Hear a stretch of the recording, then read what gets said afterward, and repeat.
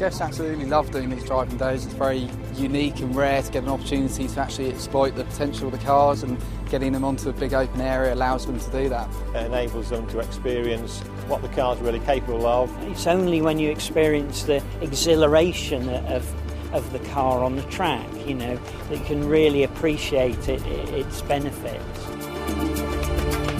The standard Flying Spur for 2009, there have been improvements, a lot of improvements to cabin noise, and also the exhaust noise has been toned down a bit. However, if the driver selects sport mode on the gearbox, then it reinstates that kind of burbly, sporty sound from the exhaust pipe. The guests are going to go through a high-speed slalom, so we'll probably be running at about 55 miles an hour, maybe a bit quicker. So they're going to change direction very quickly. They can see then the movement in the car, how much body roll, steering input. It's the steering precision that enables the manoeuvre to be carried out with less body movement. It just really boosts their confidence in how the car reacts. For the Flying Spur Speed, the handling's been tweaked really to reflect the characteristics of the GT Speed. So the same kind of changes have been made to the car. The ride height's been lowered slightly, it's a bit stiffer in terms of suspension and the way the subframe's mounted. We have that additional power as well, but really the handling's the key thing that will stick out to you when you first drive the car.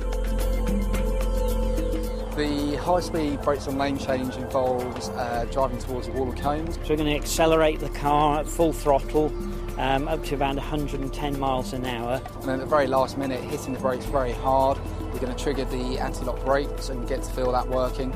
We apply the full ABS and steer the car around this obstacle. It's pretty impressive when you're driving towards a wall of cones at 80, 90 miles per hour. It certainly gets the heartbeat going, and it kind of provides a good demonstration of the stability of the car under braking.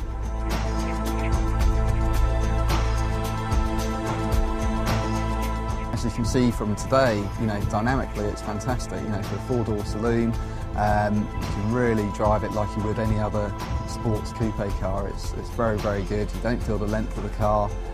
It's just fantastic fun to drive. It's a great fun and enjoyable day. You can see that on their faces when they get out of the car, and the screams during the driving manoeuvres. Normally for the first couple of laps they're a little bit nervous and the heartbeat gets going a bit, but we soon get them settled down and they really enjoy the days. It's fantastic. It does allow us to explore the limits of the car. I think they can see what the car's capable of. It's a very important aspect to buying a car. It's a whole different thing to get people out here, get them behind the wheel, pushing the car to the limits. You just can't do that in a dealership, you can't do it on a test drive on the road. It's something that they wouldn't entertain in their own car. It's nice to come here and use somebody else's car and be able to have an interesting time and be informative and have fun at the same time. Well, they're all smiling, so it must be good. When do you get to take a £100,000 plus car out and actually find the limits of the car? They're able to understand the technical innovations on the car, and also the fact it's a very good piece of equipment that performs above what they expect, really.